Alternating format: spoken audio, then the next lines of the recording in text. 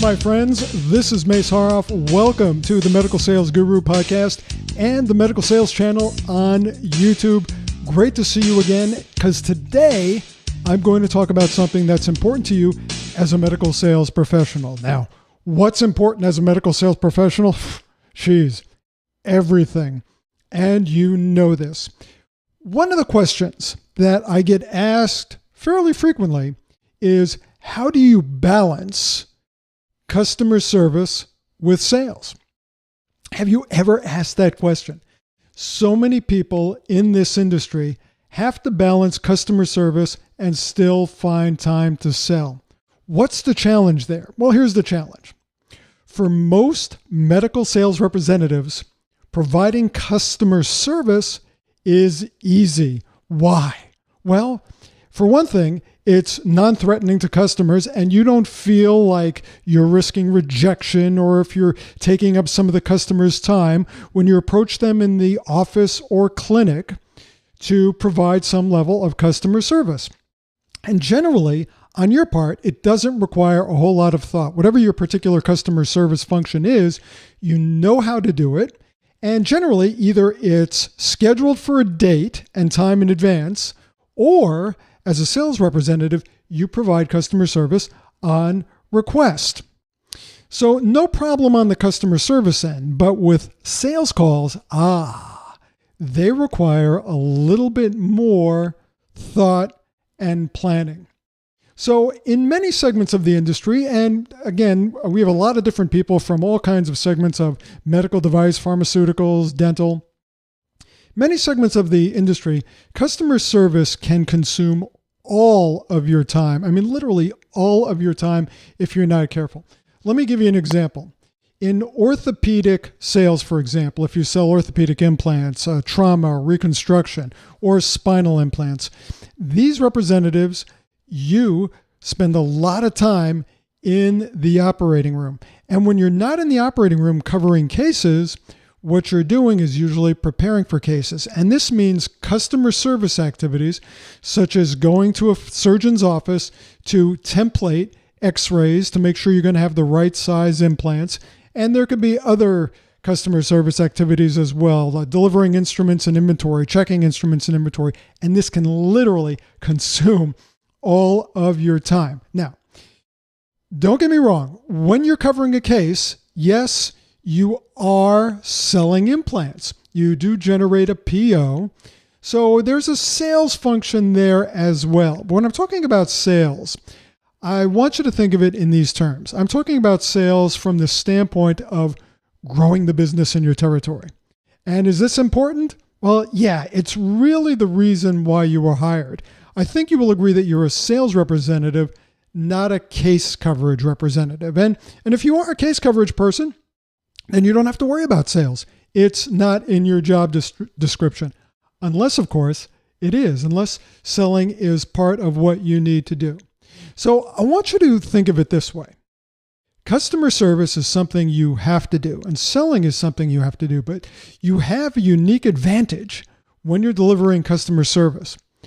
These customer service activities, whatever it is, it gets you in the door. It allows you to spend time with your customers. So here's what I'm going to suggest you do. And you don't have to listen to me. Why would you listen to me? I've only been doing this for 37 years. Don't listen to me. But you might want to consider it. Take advantage of the time that you're going to spend during these customer service activities by planning in advance as if it were a sales call. Well, you might be thinking, well, if it's customer service call, Mace, why would I want to plan as if it's a sales call? Because with the right set of skills, you can easily segue from your customer service focus to a sales focus very easily. And if you do it the right way, it will make a lot of sense to your customers. For example, let's say that you're stopping by a dental office. You sell dental equipment, dental supplies, dental implants, whatever it may be, to check inventory levels. And maybe you want to place a reorder for the customer. Now, you might say, hey, reorder, I'm selling, I'm getting a PO, I'm making sales. Yeah, that's great. But how about growing your business? Why not look at it this way? Why not share a story about a product or service that your customer is currently not using, about how it has helped another dentist or maybe another hygienist, someone in the practice, in a way that would be appreciated by the person you're talking to. Now, you have access when you're in a practice, for example, to a lot of different employees. If you're in a hospital, you have access to a lot of different employees. Now, they may not be the decision maker, the person who's in your immediate vicinity, whom you're calling on. They may not be the person who is the decision maker, but you know what? They know a lot about the decision maker. They know how decisions are made. And they may have a level of influence or could connect you or steer you in the right direction to the person who does make the decisions. So let's say that you have a new product that could save the customer time and money. Do you think the customer is interested in saving time and money? If it's genuine, the answer is yes. And if you could put it into very specific terms, not general terms, but specific terms, maybe you could tell them about how a new product is saving time and money for other dental practices. And then ask them their thoughts, whether or not this particular product or service might be a good fit for them. And then shut up and listen, because you will learn a lot about their feelings, about what you just introduced to them. Now, if you do it the right way, before you know it, you will uncover needs that they have. And you will also help them to recognize some opportunities or obstacles that they're unaware of and ways that you could help them. And before you know it, your customer service call just transitioned into a sales opportunity. And what's really cool is that not only are you doing this for you, you're doing this for them and their patients, because it's the right thing to do. So you can feel good about it. And when you approach them in the right way, you're never going to feel like it's an intrusion, because all you're doing is presenting them with some information, asking their opinion. And notice the difference here. If you do this the right way, they're going to be asking you to tell them more, to show them your product or service. How are these other practices doing it? What can you do for me? This is what happens when you sell effectively. Customer service is essential, no question. But unless you've been hired as a customer service rep, selling is even more important for you if you're a sales representative, for several reasons. Number one, it's how you are measured. It's how your boss, your company, it's how they will assess whether or not you were doing what's expected. And what's expected is the other thing. Selling is the reason you were hired. It is what you get paid to do. So look at it this way.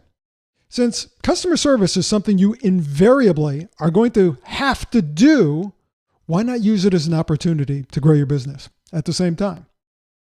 You see, just doing customer service, yeah, that'll help you maintain the business and you'll get some orders and reorders.